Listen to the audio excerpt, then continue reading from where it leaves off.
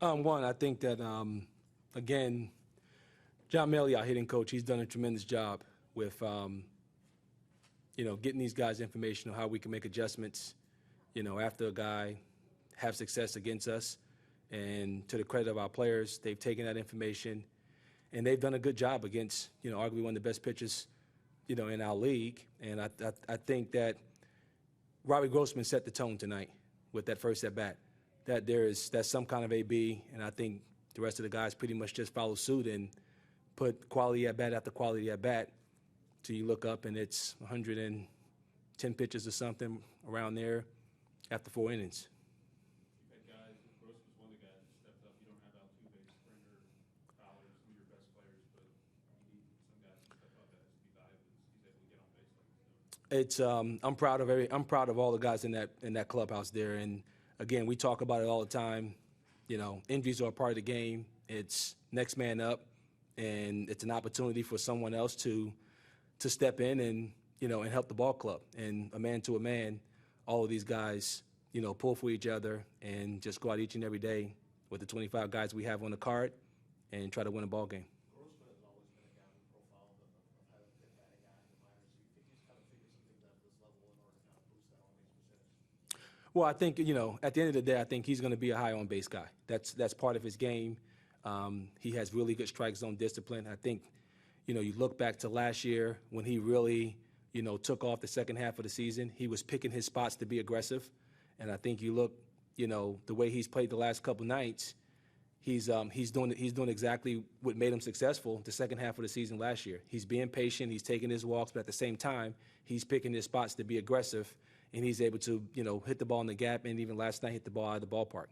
Well, yesterday we talked about how successful you guys have been against the Rangers. 7 in a row, 8-3. In light of just how poorly you guys did last year, how rewarding is it to make that step, show that progress? It's a huge step forward. I mean, again, these guys pretty much owned us last year. And our players, when you look at the way we played against them last year, I think that, a man to a man, when we got ready to play them this year, that's something that kind of ate at us because of the dominance in which they had against us last year. At the same time, I mean, we've played good baseball. I think it's all about timing when you play people, and we've played some of our best baseball in the times in which we've played them.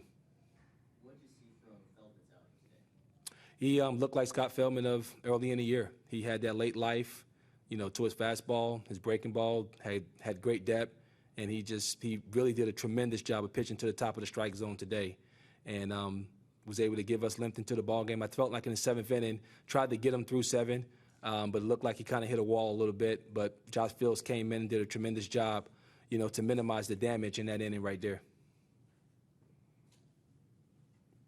What did you think of Fulton today? Fulte was good. I think every time he gets out to every time he gets on the mound, I think the game will start to slow down more and more. Again, you see the plus velo. I was happy to see him mix in some breaking balls early.